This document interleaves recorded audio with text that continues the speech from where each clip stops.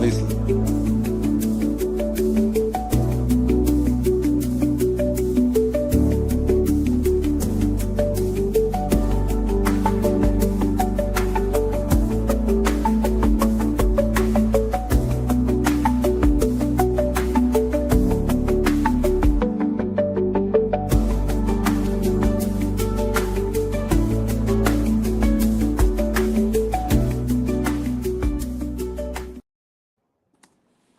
And welcome to our LinkedIn Live. Hello, Alan Gregerman. How are you doing, sir?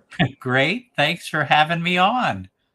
You're welcome. So, guys, Alan is actually a friend of mine. Alan is somebody that I've seen speak for the first time about 10 years ago. And as a speaker, I'm usually very critical of other speakers. Ellen, you're one of the best speakers I know. You're one of the best thinkers I know. One of the things I love about you the most is there is no fluff or rah-rah. It's all about actual content that helps people. One of the things that I'll never forget is your use of props and the fact that you don't use a presentation. I was mesmerized the first time I saw you speak, and then we built our friendship. I know you have some huge news for us about some upcoming things that you're doing. But before we get into all that, I want to welcome you to our LinkedIn live show. And please share a little bit about yourself and what makes you special. Well, I don't know about special, but thanks for having me on. So I write books about innovation. I hope people like them. I have a new book coming out in October that I'm super excited about, and we'll talk a bit about it. It's about the power of not knowing stuff is the real key to innovation. But I run an innovation consulting firm. I have been working with companies in the US and around the world for I shouldn't mention how long, a fair number of years. I've worked with about 350 companies, and it's all about helping them to create greater value for their customers by helping them to think in new ways, stretch their thinking.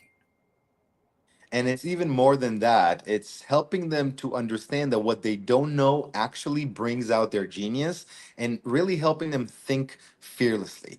So, can you share with us a little bit about your philosophy? How do you help people really use this thing up here? Okay, perfect. Yeah, so I think the thing that you mentioned that I'd love people to understand is the idea that we actually need to think fearlessly now. And when I think about thinking fearlessly, it means we can't just be incrementally better. The world is changing super fast, and we have to keep up by creating compelling value for those we serve. And it doesn't matter if we're in a private company or a nonprofit or even a government agency, is we need to think in compelling ways about where our customers need to get to, where the people we serve need to get to, and how we can help them to get there. And so I think about fearlessly as not just being incrementally better, but about creating breakthroughs in the things that matter, but really rethinking what we do so that we're compelling.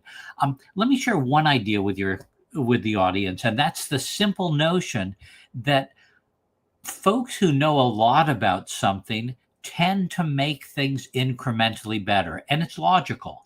They understand the ins and outs of something and they figure out something, a feature or whatever, that could be tweaked to make something better.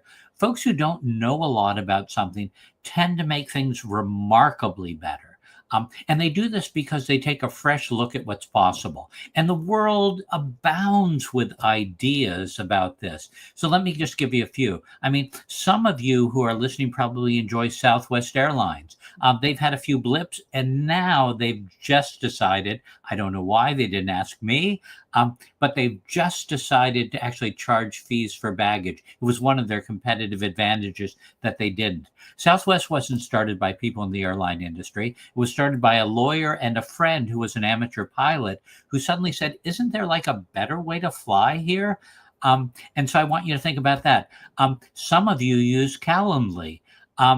It's a better way to actually book meetings so you don't miss stuff. Was it started by a guy who really was totally focused and understood a lot about calendars? No, it was a guy who was missing a lot of meetings. And so he conceived of a way, working with a software development firm, to create a calendar that made life easier, was digital, online, and made you not miss meetings. Sarah Blakely, the woman who invented Spanx, which is kind of, I guess it's called body wear or something like that. It makes us look better than we are. I don't know, maybe I should wear some today. But the reality is, she was selling fax machines door to door and suddenly had an idea that she wasn't looking as good as she could because people could kind of see her underwear through her clothes. And she said, we got to solve this problem. So was she an expert in clothing? Absolutely not. Was she an expert in underwear? Absolutely not. Was she someone with a challenge or a problem who was willing to think fearlessly about how you solve this and to spend the next 2 years kind of perfecting her product and getting it out there to people? So the world abounds. All of you think about Uber, which is like a noun and a verb now. We take an Uber, we just assume we do that. Wasn't started by people who were in the taxi cab business. It was started by people who couldn't find a cab. And they suddenly said, wow, let's solve this problem. And GPS, a wonderful technology, allowed them to match a person who had a car with a person who needed a ride and get them to come together in the same geography. So the world is full of these ideas. But what I want people to think about is thinking fearlessly is all about saying, either I don't know the answer or I'm willing to suspend what I know to take a fresh look at things that matter. That was a long-winded way to. I loved every word, and so many things came up to me while you were talking. I work in the AI space, and we build AI systems for companies. Now, what I see, and the thing that I'm like, oh my God, is when somebody tells me, oh, this is how we've always done this, and it strikes to what you're talking about.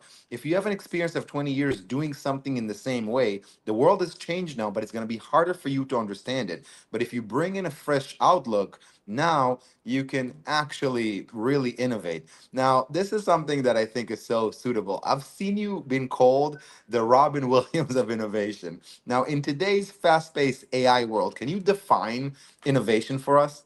Well, yeah. So think about that. I mean, let's think in really simple terms. And I want everybody who's listening to think about the simple idea that, in my mind, innovation is all about delivering compelling value, more compelling value to the folks you serve. So think about AI as like a canvas in which we can create value for people. And we've had canvases before. The internet is a canvas. Mobile technology, cell phones are a canvas. The first remarkable canvas that I think about was electricity. So imagine this. There's this guy named Thomas Edison. Not sure if he was a really nice guy, but he's credited with inventing the light bulb. Okay, that's kind of a cool thing. He did that in 1879, or he got credit for it in 1879. The light bulb was really cool. We didn't have to sit by candlelight. But what was more important from the light bulb was the need to electrify buildings, workplaces, homes, offices. And so once we had electricity coming into buildings, anyone with an idea for how to plug something in that would be valuable became an innovator. Now think today about mobile technology or AI or the internet or drones or mRNA technology for creating medicines. Think about all these as platforms. What they allow people who are willing to think in a breakthrough kind of fearless kind of way to do is to say, now that I have this tool, how can I conceive of a problem? Because remember, AI only matters if we can actually do something of value for other people using it. So I need to now think kind of remarkably about how I can use AI. And there are lots, of course, of help, of kind of cases in which I can use AI. I can use it certainly in IT, but I can use it in healthcare. I can use it in all different kinds of ways. And so, but what drives us is the idea that I now have this kind of evolving technology that I can use to improve the quality of the lives of the people I serve or make their lives easier. Now, where I want you to think about it, anybody who's on the call related to AI, is we've tended to get a little bit excited about all the ways we can use AI, and some of them are making people less happy than others are.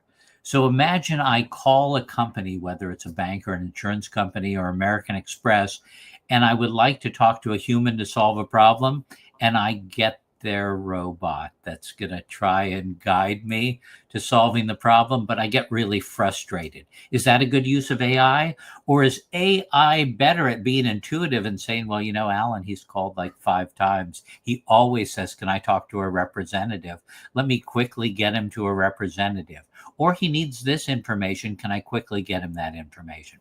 So I think we have the ability to do that. But, think about innovation as truly figuring out how we do something that really matters to folks. Because if we do that, then whatever tool we use, we've made a difference and we remain relevant and kind of valuable moving into the future. I love that. And I agree with you. And I think with AI, like anything, we're going to have a little bit of a, dot-com burst, if you will. And only the good ideas that actually serve humanity and are valuable will stay, and everything else will kind of disappear. But that brings me into something else. Like you always, and to me, you've done it a couple of times, the power of curiosity. How can leaders be more curious about business, about AI? How do you help grow curiosity within organizations, within leaders? Okay, great. So I think it's both simple and complicated. So here's what I want us to think about is the most important thing a leader can do today in a world changing really fast is to actually create a culture in which it's okay to admit that I don't know the answer. And so what happens, unfortunately, is people believe I've risen to the top of an organization. So I got to seem like I have my whatever together. The reality is none of us know a lot compared to what we need to know. And so leaders have to say, we don't know the answer. And that's actually kind of inspiring for us to figure out a better way.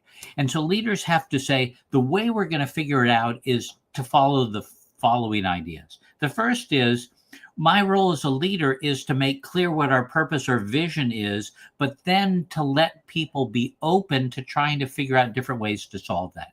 So I have to be purposeful, but after that, I have to say, I don't know. And I have to say, okay, now let's go and figure out a brilliant answer. Now, brilliant answers can come from anywhere. And so think about that. I love people to think about something that I've been working on for the last 20 years, and that's what I call the 99% rule. The 99% rule is simply the idea that 99% of all new ideas are based on someone else's thinking or something someone found in nature. Sure, things like the wheel and fire and nacho flavored Doritos are like original ideas. No, well, they're not actually.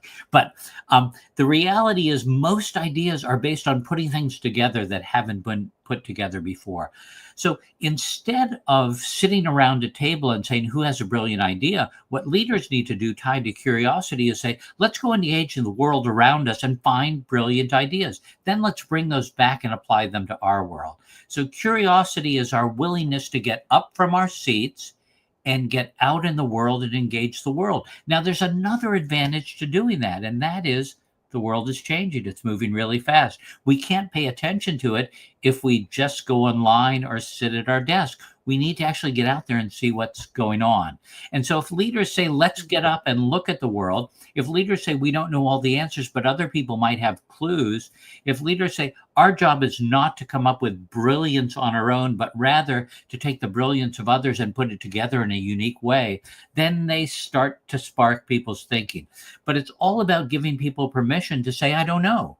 And that's kind of a cool thing. And then giving people permission to actually search for the inspiration for brilliance. And so that's what I want people to think about. Please. So guys, write down what Alan is saying, because in today's world, I think innovation is more important than ever. Everything is changing. But I'm going to change subject a little because you wrote a book that really affected me, and that book was The Necessity of Strangers. So I really like that. And you challenge people that they need to basically get to know strangers in order to grow. And I found that I'm looking for strangers almost every day today. Like I need to find that stranger. I need to bring them into. How can professional intentionally build networks to stretch their thinking? And how can we intentionally bring in strangers? Okay, awesome. Well, think about this. First, let's go back and think about one fundamental idea. And that is for those people who are watching who live or work in a city, I would argue that each day you walk by 100 people who could change your lives, but you never take the time to connect with them. Now, it may be hard to walk up to 100 people, but it's not hard to find people that we don't know, that we can connect with here, wherever we live, or around the world. The most important thing is to say to yourself, who are the folks that know something I would really benefit from knowing? Now, I I like Friends, of course, but I generally say friends are overrated. Now, here's why I say friends are overrated. Friends are awesome, but most of our friends are a lot like us. And the reality is, if I want to think differently, I got to surround myself with people who think differently than I do. And that's where strangers come in. So, what I need to do is I need to connect with people who have a different worldview, who do different things, who have different perspectives on things. That's just going to make me fresher and kind of stretch my thinking. I need to find those folks. And so there are a few ways that I want to do that. One is I want to get off my butt. I want to be everywhere. And so, for those of you who are listening, the best way to kind of develop your career or come up with a breakthrough is to regularly hang out with new people. Now, some of you will say this is kind of hard to do, but I can give you, connect with me by email. I'll give you some clues as to how to do it. We don't have enough time here, but I want to be up and about. Everything comes to him or her who hustle while they wait. So there could be a meeting that I didn't really want to go to. I actually go to conferences where I know nothing about the conference just because I want to get fresh perspectives. And I do that a few times every year. And it's enlightening to me. I mean, it makes me realize how little I know, but it's enlightening. The other way is I could read something by someone online or listen to a podcast or a blog or a LinkedIn Live. And I suddenly say to myself, this is kind of interesting. I bet that person has other ideas that would make me think differently. I'm going to reach out to them. Now, what I do is I send them an email. Well, I don't send them an email. I send them what I call a me-mail, because nobody wants another email, but everybody wants another me-mail. And the me-mail is the difference between that and an email is I do a little bit of homework on the person. I send a note to somebody that has a couple of ideas right at the front. Saw your podcast or read this article about you or saw what your company is doing, and it intrigues me for the following reasons. Now they're actually going to pay attention to me. And so then I say, I would just love to connect for 15 minutes. I'd love to learn more of the stuff you know. People like to share what they know, but that allows me to connect with all kinds of people from all different walks of life in all different corners of the world. And it works really, really well, actually. A very high percentage of people say, yeah, I'm glad to talk to you. And so I think we need to do that. We need to kind of just hang out, let serendipity happen, but we need to, in a selective way, say, who are the strangers I could benefit from learning from? And I'm going to connect with those people. But, strangers are vital. The reality is, in order for all of us to reach our potential, we need to think in different ways. We need to grow. We need to be fearless. And strangers are one of the best ways to make that happen because they push us, right? Friends could push us, but not as much as strangers do. Friends agree with us more. That's part of being a friend. Oh, Zev, that's a brilliant idea. I think that's great. But strangers will say, why in the world are you thinking that? There's a whole different way to do that. And so we need that. We need that to stay fresh and engaged. Absolutely. And as you were speaking, I had so many thoughts and so many stories, and I don't want to take over because you're brilliant. But my partner in Viacry, Josh Loveridge, I was asked to take a phone call with him, and I did not want to, Alan. I was promised a video editor, and I hire about 20 of them, and I did not want to talk to him. And if I would have not taken that call, I would have lost on some of the biggest innovation opportunity of my life. And another funny story, yesterday I met in an elevator an NBA player. Shout out Steven Adams.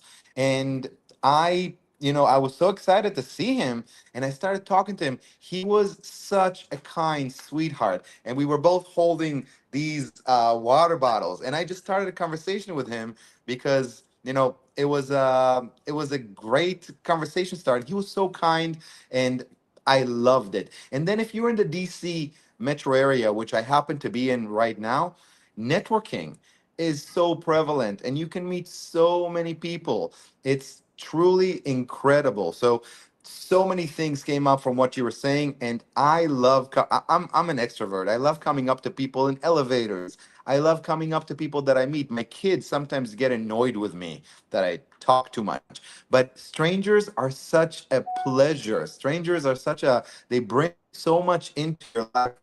I love, go back to you because you definitely have more to teach us.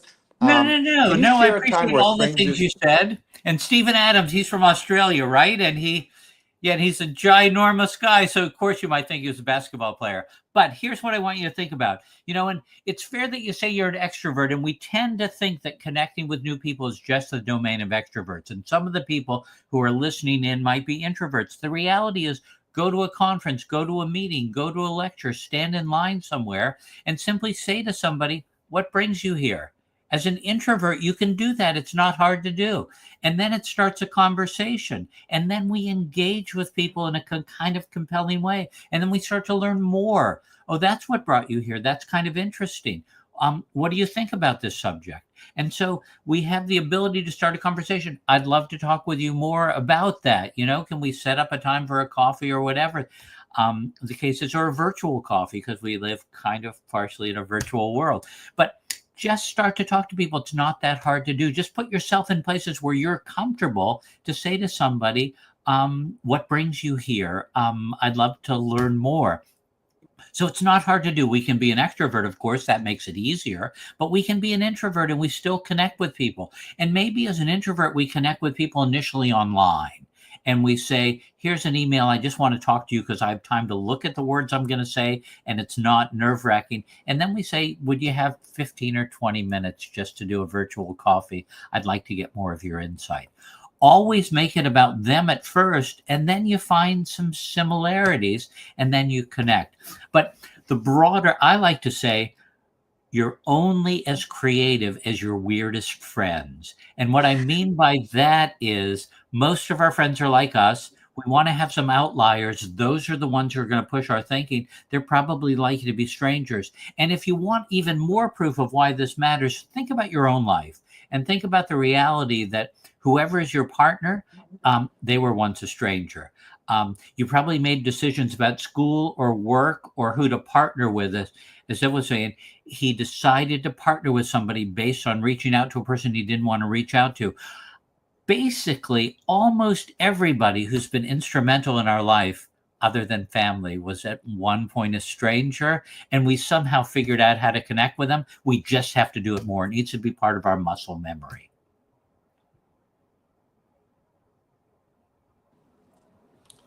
So I love that. And one of the things that as kids, they always taught us, and I would love to hear, is stranger danger.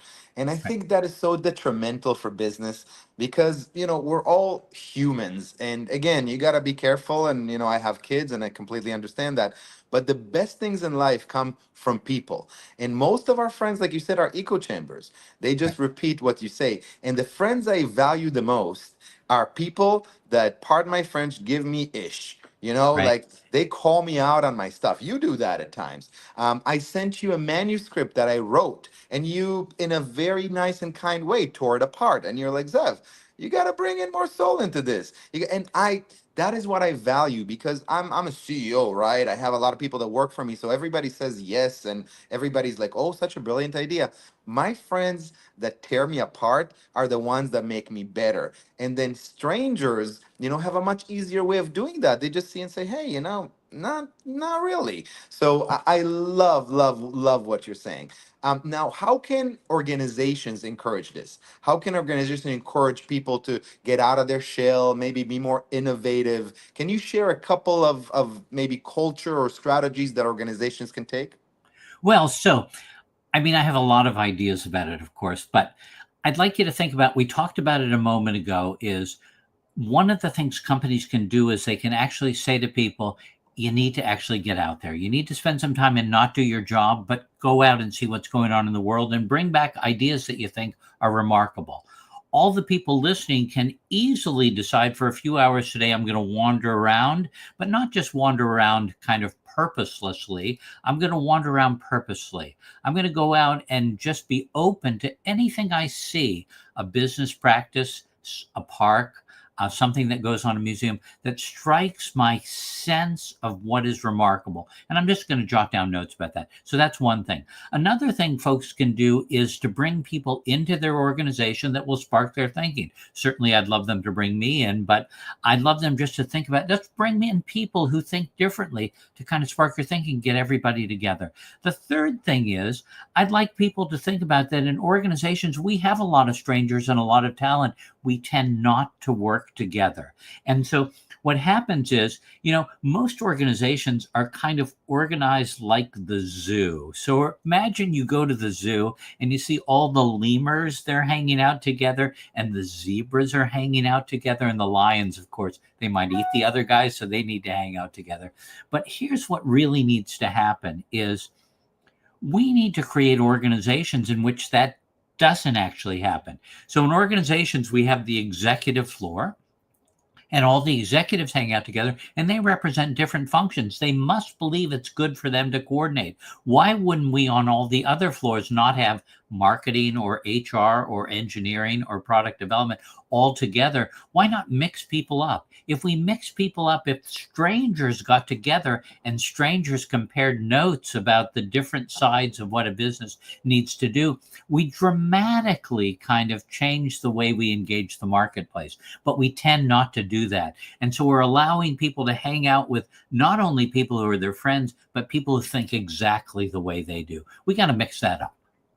Absolutely. Guys, I'm in a skiff, so my internet is not as good. I apologize, but this is brilliance. So I want everybody, no, you are brilliant, my friend.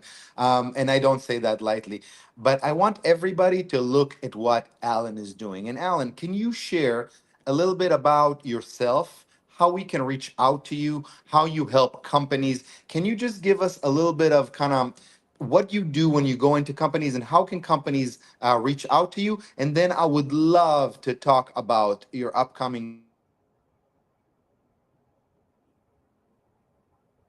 I think he was going to say he'd love to talk about my upcoming book, but let me first say I actually respond to all my emails. And so if anyone would like to reach out to me, certainly connect with me on LinkedIn. But I think my email is there, but it's simply innovate, the word innovate, at venture dash or hyphen works.com. Feel free to reach out to me. I'd be delighted to kind of connect with you, learn what you do. In terms of what I do in organizations, I do a bunch of things. I certainly do speaking and kind of seminars, and they're all meant to help organizations unlock their genius. And so I help companies stretch their thinking about what's possible after doing a fair bit of homework about a company and trying to understand who they are, what they do, who they serve. But I love the idea of getting people to take a broader look at what's possible. So I do that. I do consulting assignments related to that as well.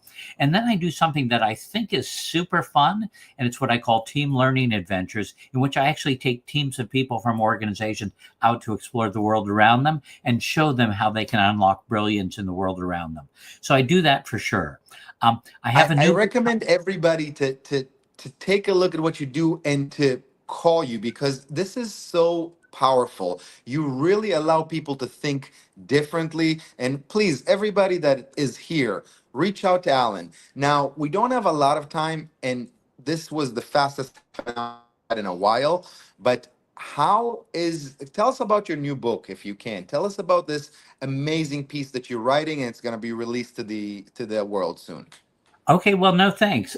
So I've written a new book. It comes out. It's available wherever thoughtful books are sold, October 14th.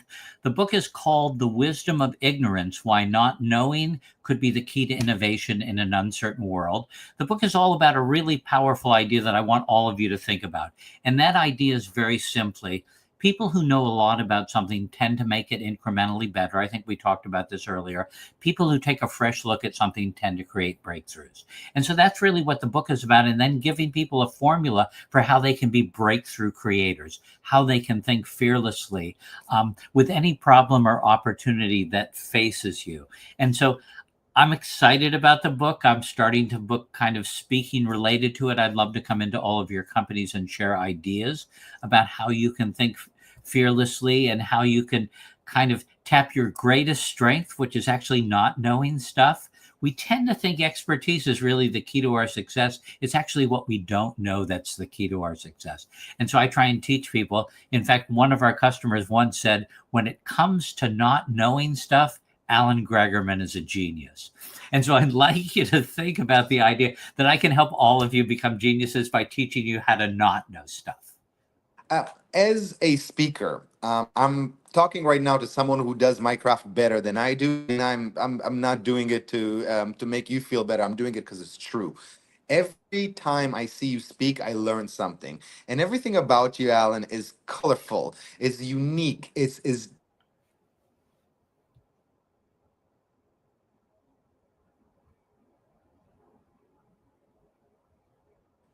to really check into what you're doing, and then give us a way to reach out to you if you can before we finish. Yeah, so certainly you can find my contact information by either going to alangregerman.com, though we're updating that website, or you can go to my corporate website, which is venture-works.com, or send me an email or connect with me on LinkedIn, or send me an email at innovate@venture-works.com. We have it Any on of those ways screen work. right now. So innovate at Okay, dash works. venture-works.com. Perfect. Let's put the other one. Let's put, guys, on my team, please, if you can put Alan's LinkedIn. I would recommend to everybody to reach out to you. You are truly a unique thinker, a fearless thinker, and you're modest, which I love too. It's something I need to learn from you as well. But as someone who's trying to innovate, as someone who's trying to educate people, you are a beacon to me personally. You're somebody that I will reach out to, and I would recommend to everybody, truly everybody, listen to what you do. You've written a bunch of books that I've read them all, and I cannot wait for your new book to be released. If there's a tip to my LinkedIn community, is follow Alan Gregerman, because you, my friend, help us innovate. Thank you guys so much. Alan, I apologize for my little bit of technical difficulties. We'll do this again. And everybody, thank you. Connect with Alan. It will be beneficiary to you. Thanks for having me on. I appreciate it. Bye bye, everybody. Take care.